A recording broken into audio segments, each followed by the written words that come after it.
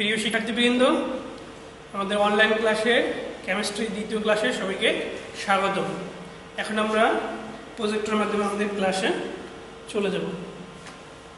আজকে আমাদের সাবজেক্ট হচ্ছে chemistry, subject code 65913, section 1 physical and inorganic chemistry, lesson 1 atomic structure and chemical bond, class lecture 2 class 2।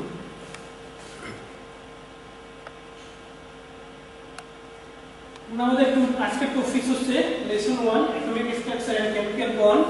1.2 define of atomic number, mass number, isotope, isoton and isobar.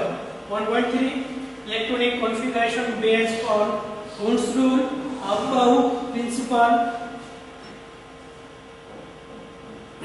pulse exclusion principle. 1.4 define of atomic weight, equivalent weight of an element, molecular weight in terms of number, mass and molecule. আমাদের আলোচনা বিষয় হচ্ছে পরমাণুর মূল কণিকা। মূল কণিকা কাকে বলে? পরমাণুর মূল কণিকা হলো যে সকল অতি ক্ষুদ্র কণিকা দ্বারা পরমাণু গঠিত, যে সকল অতি ক্ষুদ্র কণিকা দ্বারা পরমাণু গঠিত তাদের মৌলিক কণিকা বলে। মৌলিক কণিকা তিন ধরনের হয়ে থাকে, অথবা মৌলিক কণিকা তিন প্রকার, যথা স্থায়ী মৌলিক কণিকা, অস্থায়ী মৌলিক কণিকা এবং কম্পোজিট কণিকা। আমি আবার বলতেছি, মৌলিক কণিকা তিন প্রকার: স্থায়ী মৌলিক কণিকা, অস্থায়ী মৌলিক কণিকা এবং কম্পোজিট কণিকা।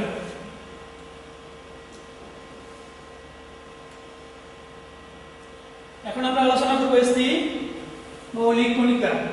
যেসব মৌলিক কণিকা সব মৌলের পরমাণুতেই থাকে তাদের স্থায়ী মৌলিক কণিকা বলে। স্থায়ী মৌলিক কণিকা তিনটি, যথা ইলেকট্রন, প্রোটন এবং নিউট্রন। এখন আমরা একটি পরমাণু দেখি। পরমাণুর কেন্দ্রে থাকে নিউক্লিয়াস, নিউক্লিয়াসে অবস্থান করে ইলেকট্রন এবং প্রোটন, এবং বাইরের নিউক্লিয়াসে অবস্থান করে নিউট্রন এবং প্রোটন, বাইরের কক্ষপথে অবস্থান করে ইলেকট্রন। এখন আমরা ইলেকট্রন সম্পর্কে বিস্তারিত আলোচনা করব। 1897 খ্রিস্টাব্দে বিজ্ঞানী জে থমসন ইলেকট্রন আবিষ্কার করেন। ইলেকট্রনকে E- দ্বারা প্রকাশ করা হয়। এর ভর একটি হাইড্রোজেন পরমাণুর ভরের 840 ভাগের 1 ভাগ। ইলেকট্রনের প্রকৃত ভর 9.11 গুণন 10⁻28 গ্রাম।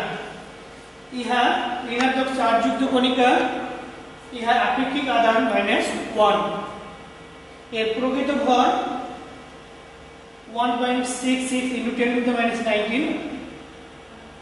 এর প্রকৃত আধান 1.66 × 10⁻19 কুলম্ব। এর নিউক্লিয়াসের চারদিকে আবর্তন করে। এখন আমরা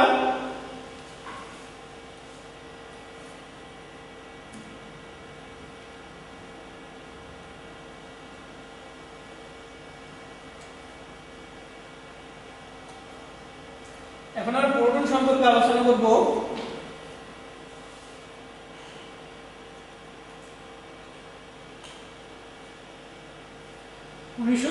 খ্রিস্টাব্দ বিজ্ঞানী রাদারফোর্ড প্রোটন আবিষ্কার করেন। প্রোটনকে P বা H+ দ্বারা প্রকাশ করা হয়। এর ভর হাইড্রোজেন পরমাণুর ভরের প্রায় সমান। প্রোটনের প্রকৃত ভর 1.672 × 10⁻24 গ্রাম। ইহা ধনাত্মক চার্জযুক্ত কণিকা। ইহার আপেক্ষিক আধান +1। এর প্রকৃত আধান 1.66 × 10⁻19 কুলম্ব। এর নিউক্লিয়াসে অবস্থান করে। এখন আমরা আলোচনা করব নিউট্রন সম্পর্কে।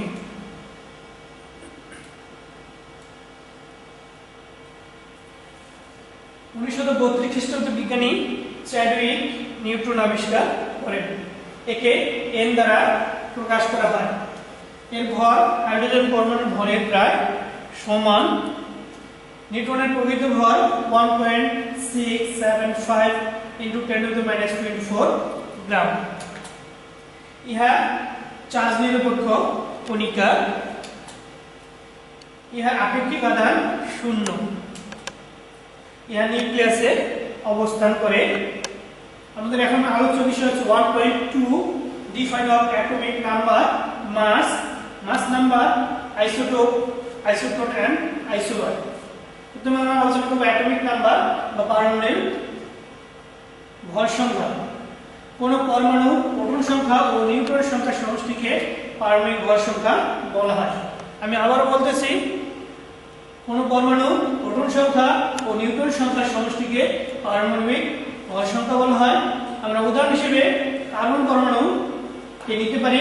কার্বন পরমাণু নিউক্লিয়াসে প্রোটন সংখ্যা 6টি এবং নিউট্রন সংখ্যা 6টি। তাহলে কার্বন পরমাণুর ভর সংখ্যা হবে প্রোটন সংখ্যা প্লাস নিউট্রন সংখ্যা, তাহলে 6 + 6 = 12। এর মানে হচ্ছে কার্বনের পারমাণবিক ভর সংখ্যা হচ্ছে 12। এরপর আমরা আলোচনা করব আইসোটোপ। তাহলে আইসোটোপ কাকে বলে? যেসব পরমাণুর প্রোটন সংখ্যা সমান, ভর সংখ্যা ভিন্ন হয়, সেসব পরমাণুকে পরস্পরের আইসোটোপ বলা হয়। আমি আবারও বলতেছি, যেসব পরমাণুর প্রোটন সংখ্যা সমান, ভর সংখ্যা ভিন্ন হয়, সেসব পরমাণুকে পরস্পরের আইসোটোপ বলে। হাইড্রোজেনের 3টি আইসোটোপ আছে, প্রোটিয়াম, ডিউটেরিয়াম এবং ট্রিটিয়াম। এখন আমরা হাইড্রোজেনের আইসোটোপ একটু দেখব।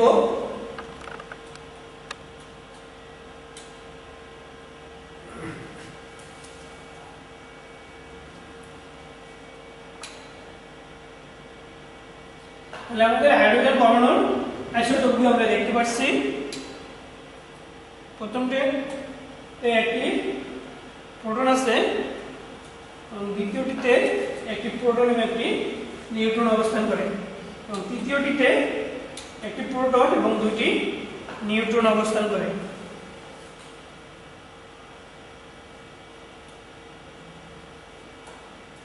এরপর আমরা আসবো আইসোবারে। যেসব পরমাণু ভর সংখ্যা সমান, অর্থাৎ নিউক্লিয়াসের প্রোটন এবং নিউট্রনের মোট সংখ্যা সমান হয় কিন্তু প্রোটন সংখ্যা ভিন্ন হয়, তাদেরকে আইসোবার বলা হয়। যেমন উদাহরণ হিসেবে আমরা কপার এবং জিঙ্কের কথা বলতে পারি। তো এই কপার এবং জিঙ্ক পরস্পরের আইসোবার। এখন আমরা আলোচনা করব আইসোটোন। যেসব পরমাণুর নিউট্রন সংখ্যা সমান কিন্তু প্রোটন সংখ্যা ভিন্ন হয়, সেসব পরমাণুকে পরস্পরের আইসোটোন বলা হয়। যেমন আমরা উদাহরণ হিসেবে বলতে পারি হাইড্রোজেন এবং হিলিয়াম। এদের প্রোটন সংখ্যা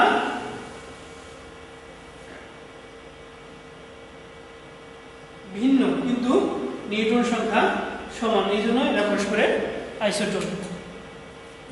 এখন আমরা আলোচনা করব বলে পারমাণবিক সংখ্যা, ভর সংখ্যা, পরমাণুর সংখ্যা ও চার্জ সংখ্যা প্রকাশের নিয়ম। এখানে আমরা দেখতে পাচ্ছি মাঝখানে x লেখা আছে এবং চারদিকে বিভিন্ন লেখা আছে। তাহলে এখানে আমরা প্রথমে এই লেখা আছে, এ হচ্ছে মৌলের পারমাণবিক ভর সংখ্যা। এ দ্বারা মৌলের পারমাণবিক সংখ্যা প্রকাশ করা হয়। নিচে z লেখা আছে, z দ্বারা মৌলের পারমাণবিক সংখ্যা প্রকাশ করা হয়। উপরের দিকে আছে m প্লাস এবং মাইনাস। এই m প্লাস মাইনাস আয়নের চার্জ সংখ্যা। প্লাস হলে ধনাত্মক চার্জ এবং মাইনাস হলে ঋণাত্মক চার্জ বহন করে।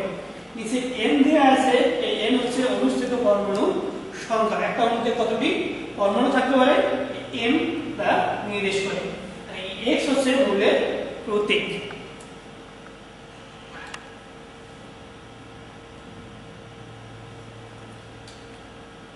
এখন আমরা আলোচনা করব পলির বর্জন নীতি। একই পরমাণুতে যে কোনো দুটি ইলেকট্রনের জন্য 4টি কোয়ান্টাম সংখ্যার মান কখনো একই রূপ হতে পারে না।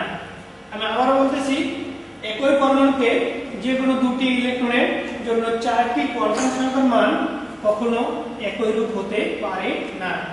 অর্থাৎ একই পরমাণুতে যদি দুটি ইলেকট্রনের 3টি কোয়ান্টাম সংখ্যার মান একই হয় তবে চতুর্থ কোয়ান্টাম সংখ্যার মান অবশ্যই ভিন্ন হবে। তাহলে আমরা উদাহরণ হিসেবে দেখতে পারি, উদাহরণ হিসেবে আমরা হিলিয়াম পরমাণু নিতে পারি। হিলিয়াম পরমাণুতে দুটি ইলেকট্রন থাকে, এই দুটি ইলেকট্রনের চারটি কোয়ান্টাম সংখ্যার মধ্যে প্রথম তিনটি মান একই হলেও চতুর্থ কোয়ান্টাম সংখ্যার মান অর্থাৎ স্পিন কোয়ান্টাম সংখ্যার মান ভিন্ন হয়ে থাকে। যেমন এই হিলিয়ামের প্রথম ইলেকট্রনের জন্য বা E1 এর জন্য এখানে n এর মান 1, l এর মান 0, m এর মান 0 এবং s এর মান +½ দ্বিতীয় ইলেকট্রন E2 এর জন্য এখানে n এর মান 1, l এর মান 0, m এর মান 0 এবং s এর মান -½ অর্থাৎ প্রথম ইলেকট্রনের জন্য স্পিন কোয়ান্টাম সংখ্যার মান +½ এবং দ্বিতীয় ইলেকট্রনের জন্য স্পিন কোয়ান্টাম সংখ্যার মান -½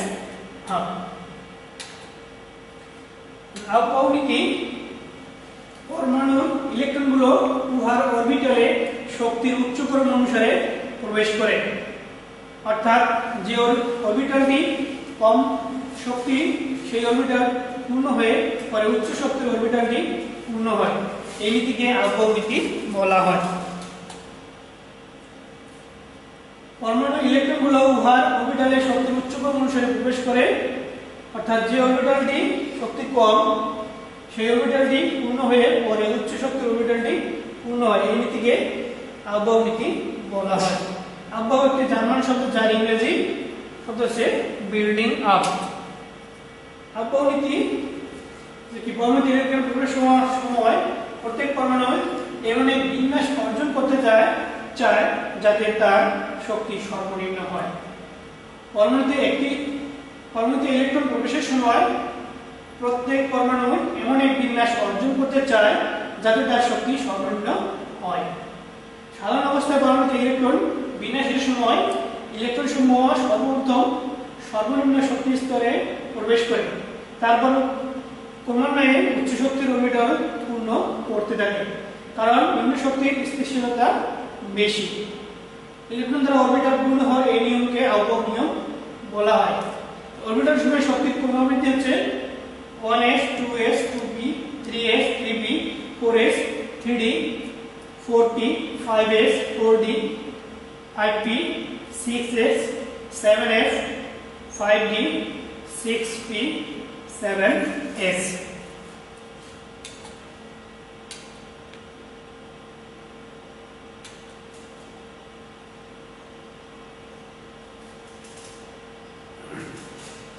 আববাও নীতির ক্রমশ বিভিন্ন শক্তিশালী ইলেকট্রন সমূহের বিন্যাসের ধারা করব।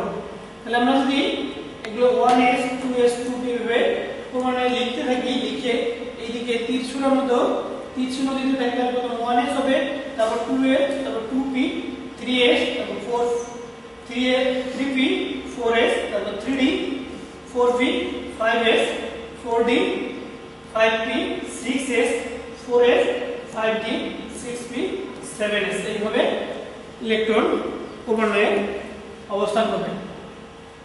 তাহলে এখানে 1 2 3 এতে দেওয়া হচ্ছে বিভিন্ন শক্তি স্তর এবং s p d f উপশক্তি স্তর বা অরবিটাল।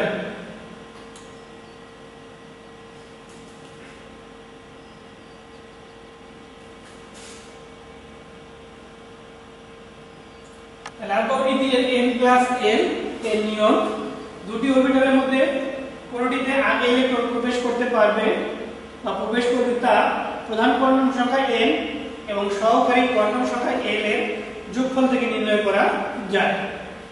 n + l এর মান যে অরবিটালের জন্য কম হবে সেটিতে প্রথম ইলেকট্রন প্রবেশ করবে।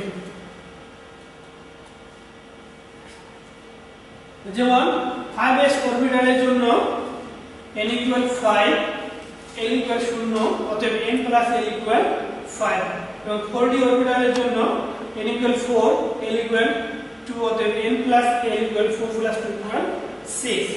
সুতরাং এখানে 4d এ ইলেকট্রন আগে প্রবেশ করবে,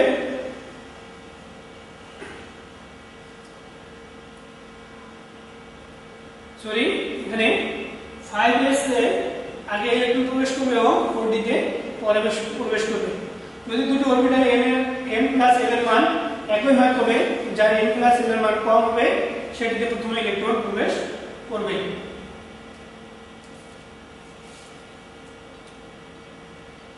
তাহলে এখানে 5s এবং 4p দুটিতে n+l এর মান সমান, কিন্তু 4p এর n+l এর মান কম হয়, সেক্ষেত্রে প্রথমে ইলেকট্রন প্রবেশ করবে।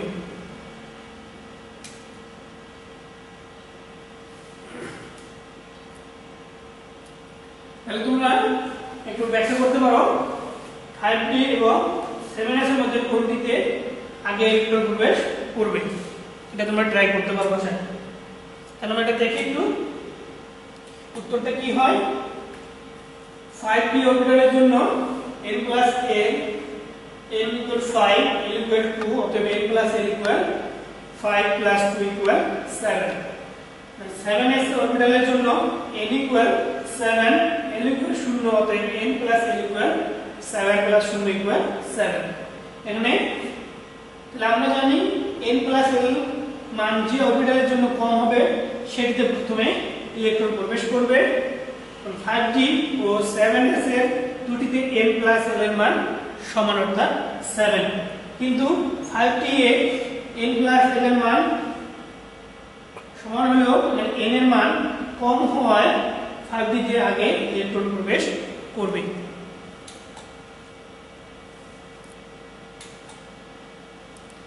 আবার কিন্তু ব্যতিক্রমী নিয়ম আছে, আমরা একটু ব্যতিক্রমী নিয়মগুলো দেখি। অর্ধপূর্ণ 3p⁵ d5f7 এবং পূর্ণ অরবিটাল p6 d10 f14 প্রতিসাম্যতার কারণে সুস্থিত হয়। এর জন্য d4s2 এর চেয়ে d5s1 এবং d9s2 এর চেয়ে d10s1 সুস্থিত বেশি, ফলে কতিপয় মৌলের পরমাণু ইলেকট্রন বিন্যাসে স্বাভাবিক নিয়মে ব্যতিক্রম লক্ষ্য করা যায়। যেমন ক্রোমিয়ামের ইলেকট্রন বিন্যাস হওয়ার কথা নিম্নরূপ। ক্রোমিয়ামের পারমাণবিক সংখ্যা হচ্ছে 24, তাহলে 1s2 2s2 2p6 3s2 3p6 3d4 এবং 4s2 এভাবে হওয়ার কথা। তো বাস্তব ক্ষেত্রে সঠিক নিয়মে একটু ব্যতিক্রম ঘটে।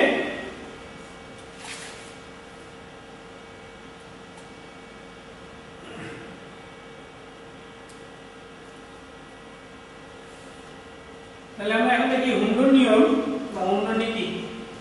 পারস্পরিক বিকর্ষণ এড়ানোর জন্য একই উপস্তরে অবস্থিত অরবিটালগুলোতে একটি করে অর্থাৎ বেজোড় অবস্থায় ইলেকট্রন প্রবেশ করে এবং ইলেকট্রনগুলোর স্পিন বা ঘূর্ণন একই দিকে হয়। এভাবে সমশক্তি সম্পন্ন প্রত্যেকটি অরবিটালে একটি করে ইলেকট্রন দ্বারা পূর্ণ হওয়ার পরে বিপরীত স্পিন বিশিষ্ট একটি করে ইলেকট্রন প্রবেশ করে জোড়বদ্ধ হয়।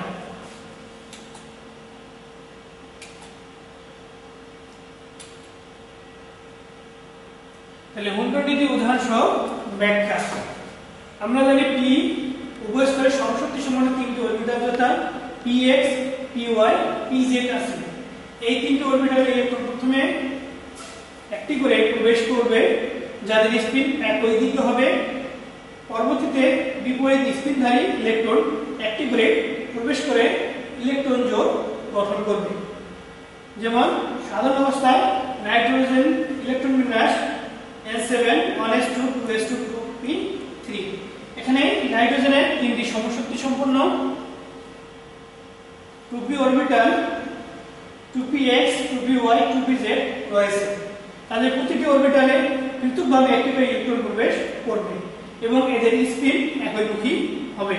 সুতরাং হুন্ডোর নীতি অনুসারে ইলেকট্রন বিন্যাস হবে 1s2 2s2 2px1 2py1 2pz1। একই কারণে অক্সিজেন ইলেকট্রন বিন্যাস হবে 1s2 2s2 2px2 2py1 2pz1।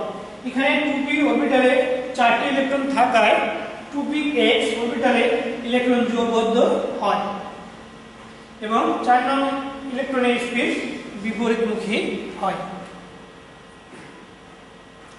তাহলে আমরা এখন আলোচনা করব 1.4 define of atomic weight, equivalent weight of an element, molecular weight, mole in terms of number, mass, volume।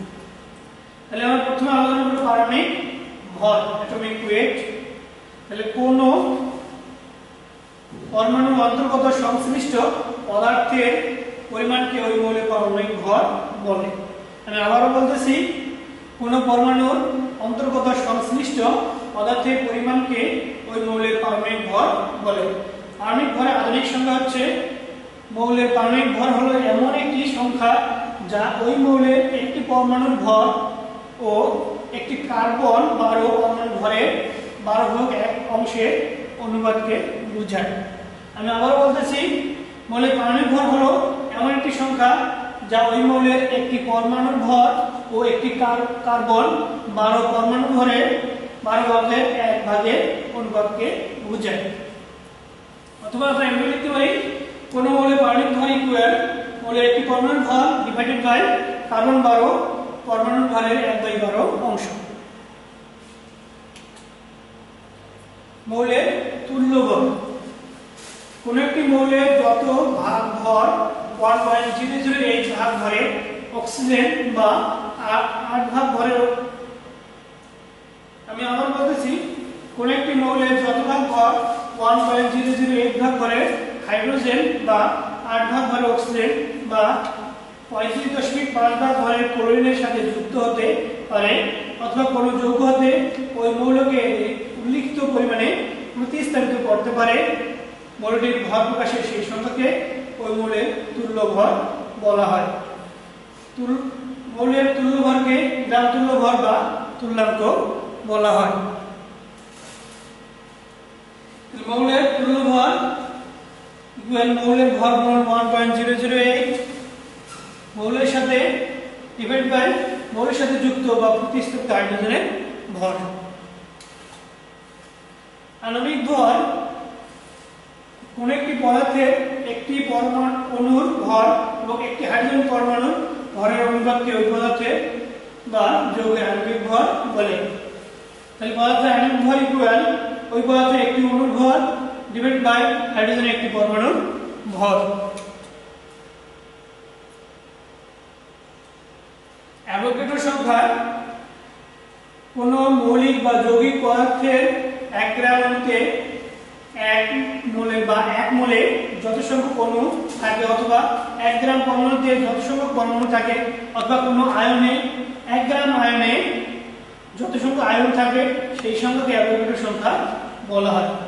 আমি আবার বলতেছি, কোন মৌলিক বা যৌগিক পদার্থের 1 গ্রাম অণুতে বা 1 মোলে যত সংখ্যক অণু থাকে, অথবা 1 গ্রাম পরমাণুতে যত সংখ্যক পরমাণু থাকে, অথবা কোন আয়নে 1 গ্রাম আয়নে যত সংখ্যক আয়ন থাকে, সেই সংখ্যাকে অ্যাভোগাড্রো সংখ্যা বলা হয়। একে Na দ্বারা সূচিত করা হয় বা প্রকাশ করা হয়। তাহলে Na এর মান হচ্ছে 6.023 × 10⁻23। তাহলে মোল সংখ্যা কোন নির্দিষ্ট পরিমাণ পদার্থে যত মোল পদার্থ বর্তমান আছে তাকে ওই পদার্থের মোল সংখ্যা বলে। অর্থাৎ গ্রামে প্রকাশিত ভরকে আণবিক ভর দ্বারা ভাগ করলে পদার্থটির মোল সংখ্যা পাওয়া যায়। অর্থাৎ আমি আবার বলতেছি, গ্রামে প্রকাশিত ভরকে তার আণবিক ভর দ্বারা ভাগ করলে পদার্থটির মোল সংখ্যা পাওয়া যায়। একে n দ্বারা প্রকাশ করা হয়। তাহলে পদার্থের মোল সংখ্যা n ইকুয়াল পদার্থটির গ্রামে এককে প্রকাশিত ভর বাই পদার্থটির আণবিক ভর। মোলার আয়তন, মোলার আয়তন কোন নির্দিষ্ট তাপমাত্রা ও চাপে 1 গ্রাম আণবিক ভর বা 1 মোল পরিমাণ কোন গ্যাস যে আয়তন দখল করে, ওই আয়তনকে ওই তাপমাত্রা ও চাপে তার গ্রাম আণবিক আয়তন বা মোলার আয়তন বলে। পরিমাণ তাপমাত্রা ও চাপে সকল গ্যাসের মোলার আয়তন সমান এবং এর মান হচ্ছে 22.4 লিটার। আজকে আমরা এই পর্যন্ত আলোচনা করে আমাদের আলোচনা শেষ করতেছি। সবাই সুস্থ থাকবে, ভালো থাকবে, আর করোনাকালীন সময়ে সকল বিধিবিধান মেনে চলবে। ধন্যবাদ সবাইকে।